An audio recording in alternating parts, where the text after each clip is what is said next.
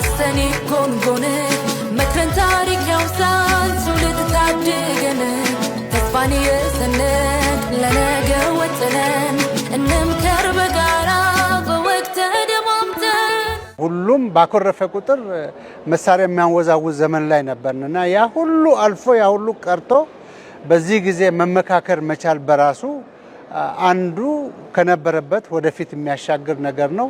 ይሄ ደግሞ ወደ ተግባር የሚሄድ ከሆነ ወደፊት ኢትዮጵያ ወደ ኋላ ቀርነት ወደ ጦርነት ሳይሆን እየተመካከረች በጠረጴዛ ዙሪያ እየተወያዩ ሐሳቦችን በጋራ እየወሰኑ በጋራ አገር የሚያስቀጥሉበት ሁኔታ ይኖራል ብዬ አስባለሁ። ሁሉንም የህብረተሰብ ክፍሎች ያማከለ የተሳታፊ ልየታ ተደርጎ ነበር።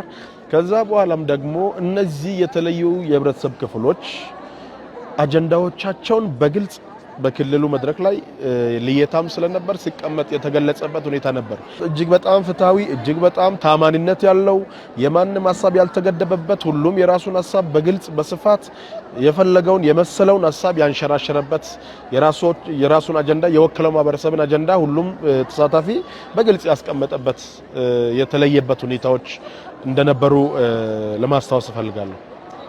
ነጻነት መድረክ ነው የመድረክ ኮሚሽኑም ሲያዘጋጅ መጀመሪያ መግለጫው ላይ እያንዳንዷን ነገር ከህግ ጋር ማያይዞ ያስቀመጠልን ነገር አለ።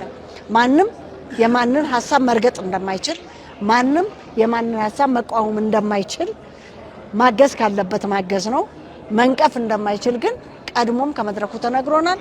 እኛም ስናካሄድ የነበረው ያን ነው። ወደፊት እንግዲህ በጣም ትልቅ ትምህርት ተሰጥቶ የሚሄደው ለሀገራችን ከግጭት ይልቅ ከልዩነቶች ይልቅ በመመካከር በመነጋገር ችግሮችን መፍታት እንደሚገባን አስተምሮ ያለፈ ነው ያለው። በዚህ ላይ አሁን በጣም ብዙ ነገሮችን የተማርነው ከኢትዮጵያ ክልሎች የመጡ ሰዎች ናቸው ያሉትና ሐሳባቸው በነጻነት መግለጽ እንደዛ ልምዶች ቢኖሩ ኖሮ አንጋጭም ነበር። እንደዛ ልምዶች ቢኖሩ ኖሮ አንጣላም፣ አንቆራረጥም፣ ልዩነት አንፈጥርም ነበር። ይሄ ልዩነቶችን አጣበበው መመካከር ነው መነጋገር ነው። እንደዛ ያዳበረን ከሄድን ዲሞክራሲ ግንባታም በጣም ያደገ ይላል የሚለው ሐሳብ አለ። ከተለያየ አካባቢ ከተለያየ ማህበረሰብ ተወካዮች ናቸው የመጡትና ሐሳባቸውን ሲገልጹ ሲነጋገሩ ለመግባባት የሚያደርጓቸው ጥረቶች አንዱ አንዱን የሚያከብርበት ሂደት አንዱ አንዱን ሐሳብ የሚያከብርበት ሁኔታ ስትመለከተው በጣም ደስ የሚል ይሄ ማህበረሰብ ቀጣይም እንዲህ አይነት ኦፖርቹኒቲዎች ከተነጋገሩ ማንኛውንም ሀገራዊ ኢሹ በመነጋገር በመወያየት በመመካከር መፍታት የሚችልበትን አቅም እንዳለው ነው እኔ የተረዳሁት።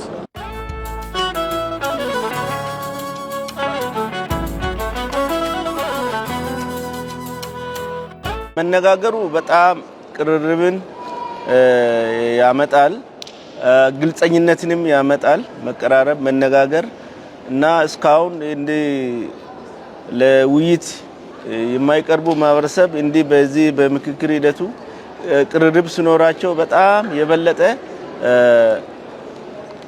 ግንኙነትን ስለሚያጠናክር በጣም ወደፊት ለዲሞክራሲያችን ወሳኝነት አለው ያስባል። ማንኛውም ሰው ዲሞክራሲያዊ በሆነ መንገድ ሐሳቡን የመግለጽ ሐሳቡን የማንሸራሸር መብት አለው። ማንንም ማንንም አይነቅፍም።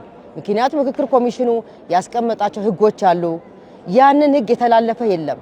ሁሉም በመቻቻል በመደማመጥ አንዱ እስከመጨረስ ድረስ መነቃቀፍ የለም።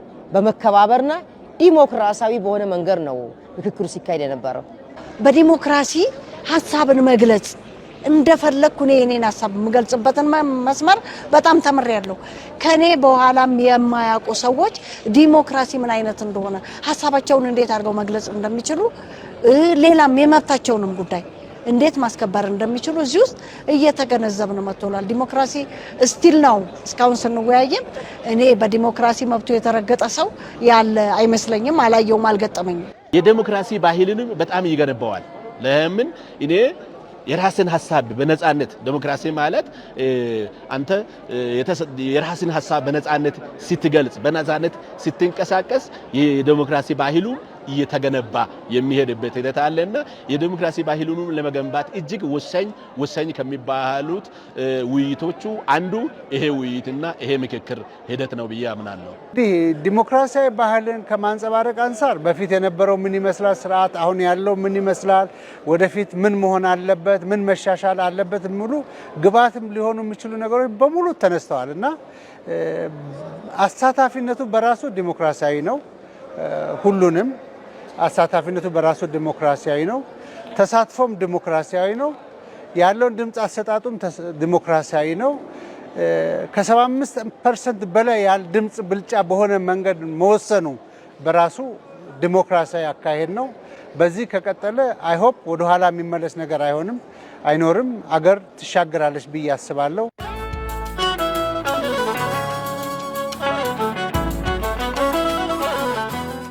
ይሄ የመመካከር ሂደቱ ለዲሞክራሲ እጅግ ደስ የሚል ነው።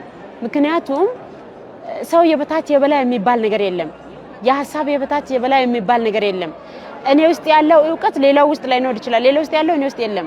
ስለዚህ ዲሞክራሲ በዚህ መልኩ ነገ ኢትዮጵያ በማንኛውም ስብሰባዎች በማንኛውም አካሄዶች እንደዚህ መደማመጥ፣ ሐሳብ መከባበር ቢኖር እጅግ በዲሞክራሲ የተሞላች ሀገር ትሆናለች የሚል ተስፋ አለኝ። ቀድሞ ብናደርግ ኖሮ ቀድሞ ብንማር ኖሮ ቀድሞ ይሄ ምክክር ተካሂዶ ቢሆን ኖሮ ኢትዮጵያ እንደ አይነት ልምድ ቢኖራት ኖሮ ዛሬ ህብረተሰባችን እንዲህ አይቆራረስም፣ እንዲህ አንበጣበጥም፣ እንዲህ አንታመስም ነበር።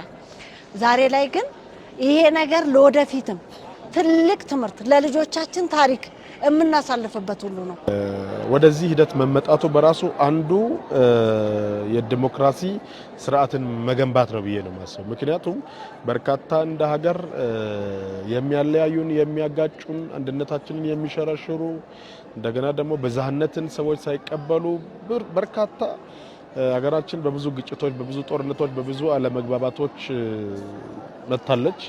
አሁንም በርካታ ችግሮች እንዳገራሉ። ነገር ግን እነዚህን እንደ ሀገር የሚያቃርኑንን የሚያጋጩንን ጉዳዮች በመድረክ በመሰብሰብ በመወያየት በመመካከር ለመፍታት የተመጣበት አግባብ እጅግ በጣም የሚበረታታ ነው።